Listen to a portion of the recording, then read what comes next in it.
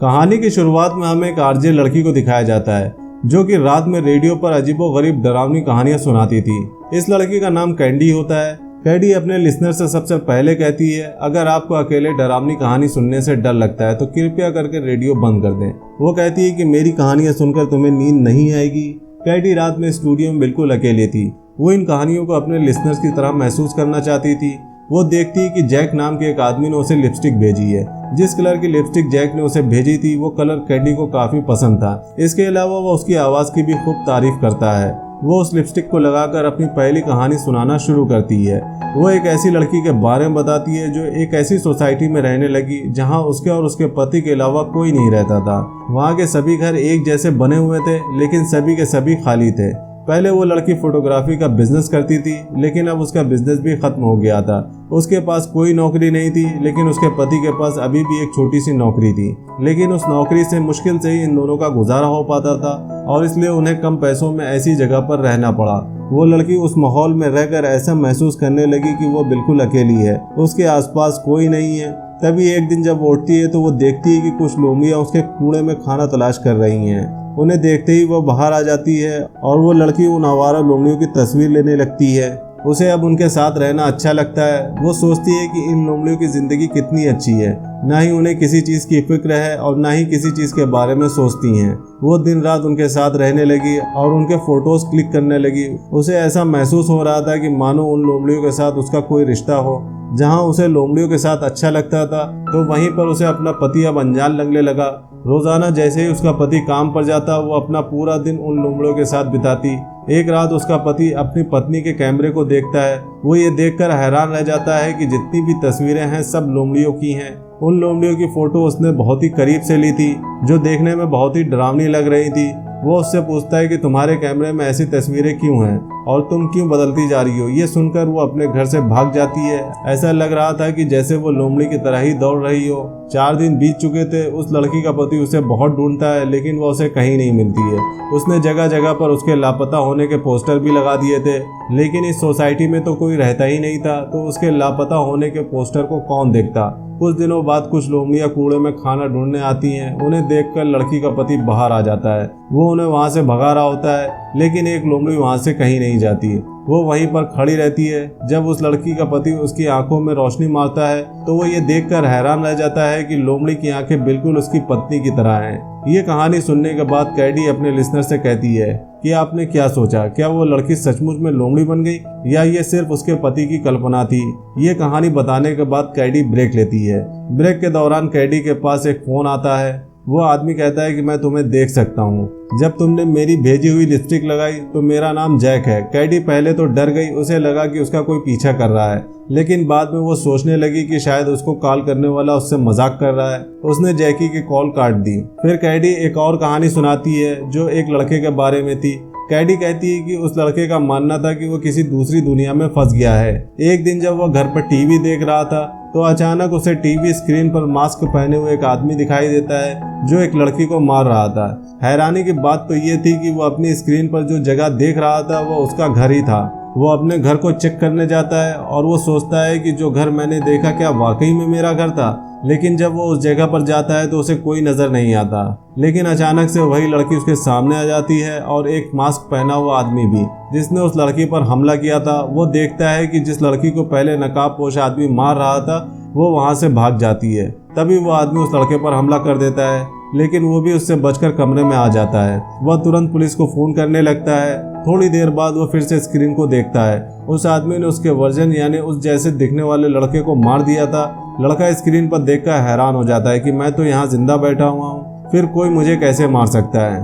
क्या वो कुछ देर के लिए किसी दूसरी दुनिया में पहुंच गया था। उसे कुछ समझ में नहीं आता। अब उसे अपनी सारी जिंदगी ये पहले सुलझानी थी कि कुछ ही पलों में उसके साथ क्या हो गया था। तभी ये कहानी सुनकर कैंडी के पास एक कॉल आती है। कॉल करने वाला आदमी कहता है कि क्या पता शायद वो पैरेलल दुनिया में पहुंच गया हो जो बिल्कुल इसी दुनिया जैसी थी। जब कैंडी ये दूसरी कहानी खत्म करती है तो उसे फिर से जैक नाम के आदमी का कॉल आता है जिसने उसके लिए लिपस्टिक भेजी थी। वो कैंडी को अपनी कहानी सुनाता है और बताता है कि मैंने एक दिन बार में बेहद ही खूबसूरत और मशहूर लड़की को देखा। वो मुझे पहली नज़र में पसंद आ गई, लेकिन उसने मेरा फ़ायदा उठाया। उसने मेरे पैसों से उस बार की सबसे महंगी शराब पी। इसके बाद वो मेरा मजाक उड़ाकर अपने दोस्तों के साथ चली गई। उसके लिए तो वो केवल एक शराब थी, लेकिन मेरी इसमें 3 महीने की कमाई लग गई। कैडी उसकी कहानी सुनती है और कहती है कि ओह अच्छा, उस दिन तुम ही थे। इसका मतलब है कि जैक जिस लड़की के बारे में बता रहा था वो लड़की कैडी ही थी। ये सब सुनने के बाद वो उससे माफ़ी मांगती है। जैक कहता है कि मैं तुम्हें इतनी आसानी से माफ़ नहीं कर सकता, अब तुमको इसकी कीमत चुकानी पड़ेगी। तभी जैक की कॉल बंद हो जाती है, जिसके बाद एक नया कॉलर अपनी कहानी सुनाता है। वो एक अस्पताल की कहानी सुना रहा होता है, जहां लोगों का मानना था कि रात होते ही वहां एक महिला देखी जाती है। अब इसी बात का पता लगाने के लिए एक फिल्म प्रोड्यूसर अपनी फीमेल एम्प्लॉय के साथ हॉस्पिटल को देखने जाता है। वो उस जगह पर एक डरावनी फिल्म बनाना चाहता था। वो लड़की प्रोड्यूसर को बताती है कि यहाँ 100 साल पहले एक नर्स काम करती थी। फिर उस नर्स को एक कमरे में बंद कर दिया गया था, जहाँ वो एक ही बात कहती थी कि मुझे मेरा बच्चा चाहिए। वहीं प्रोड्यूसर सारी बातें अपने मोबाइल में रिकॉर्ड कर रहा था, जिसके बाद उस नर्स ने खिड़की का शीशा तोड़ दिया और अपनी जान दे दी।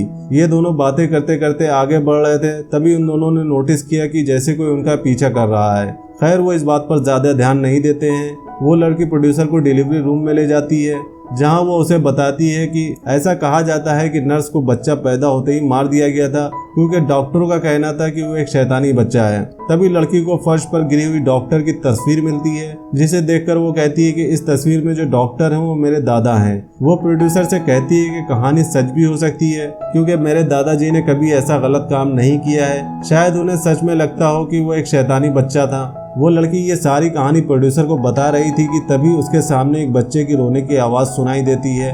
बंद हॉस्पिटल के बंद कमरे में कोई बच्चा कैसे रो सकता है। दोनों दौड़कर देखने गए तो सभी खिड़की दरवाजे बंद थे।